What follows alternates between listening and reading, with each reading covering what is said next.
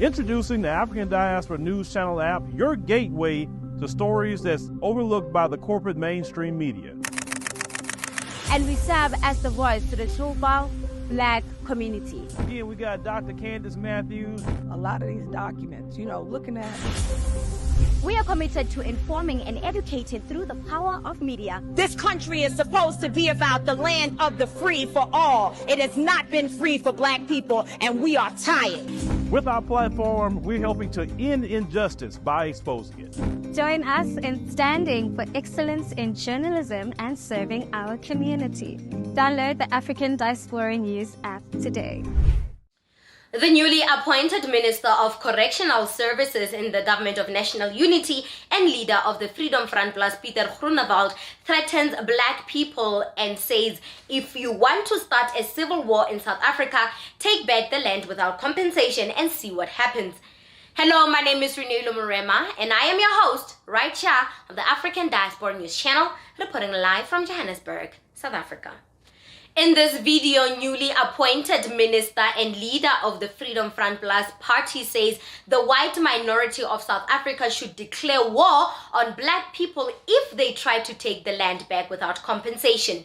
This video was taken before his appointment as Minister of Correctional Services in the Government of National Unity, but I decided to give it attention to show South Africans that the type of people in the GNU right now are not working to benefit the people of this country, and they all have their own agenda to push.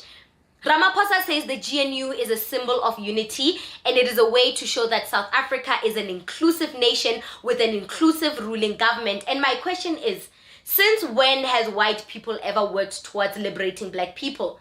Mr. Groenewald proved to us that they are here to protect the interest of white people, to protect their assets that their ancestors left for them during the apartheid era. I mean, why would someone declare war on Black people for wanting what belongs to them? Ramaphosa's inclusivity is not working.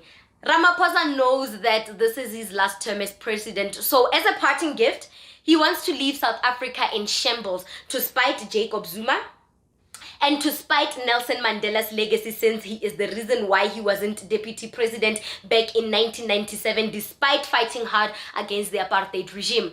Check out this video where Pieter Groenewald threatened the people of South Africa for wanting their land back without compensation.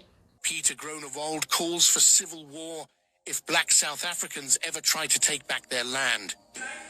If anybody thinks in South Africa that you can take the land without compensation, you're living in a dream. Let me put it quite frankly to you.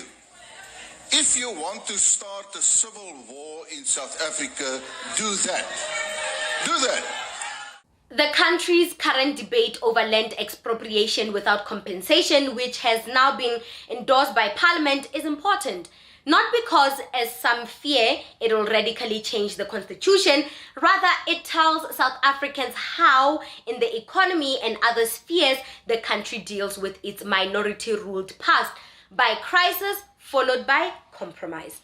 Crises are the only way change happens, because since the 1970s, the goal of the minority, which has called the shots in the society for decades, has been to ensure that changes alter as little as possible, which of course means clinging to many of the inequalities which existed before all adults were allowed to vote in 1994. So most businesses and professional practices and places of learning do not change until a crisis forces them to look again at what they need to give up to keep things as much the same as possible. Because this means keeping Black demands for change at arm's length. The crises always end in compromises, because no one of the country's key interests can impose what they want on the other without severely hurting themselves. This is particularly so in the economy. Forcing change on the owners of capital will kill investment and growth. Ignoring demands for reform will trigger costly resistance. The land debate illustrates this point perfectly. Moves to change the constitutions are dramatic because they threatened the property rights on which the market economy rests. The reason it triggers such heat is that for South Africans, Land is a symbol of far more than an expanse of soil. For most of the people, it has nothing to do with agriculture at all. Historically, the demand by Black freedom movements for the return of the land means the return of the country to its people. It was directed not only at ownerships of farms, but at minority control of the economy and society. This is why expropriation without compensation has become a rallying cry for many who have no interest in farming but who feel that a quarter century of democracy has not ended white privilege. It symbolizes a much broader demand for change. We can't fully be free if half of what we demand is not given to us. Hence, I say this Rainbow Nation facade is a way of blinding people from seeing that white privilege is well and alive. It is a way to tame us, the Black people, and restrict us from calling out their white supremacy privileges. The GNU serves as that funnel that imprisons us from speaking out about the injustices against Black people in the name of inclusivity, in the name of the Rainbow Nation. What do you think about this segment? Comment to us in the comment section below. Don't forget to like and share the broadcast. Subscribe to our YouTube channel. Hit that notification bell so you don't miss these groundbreaking conversations right here on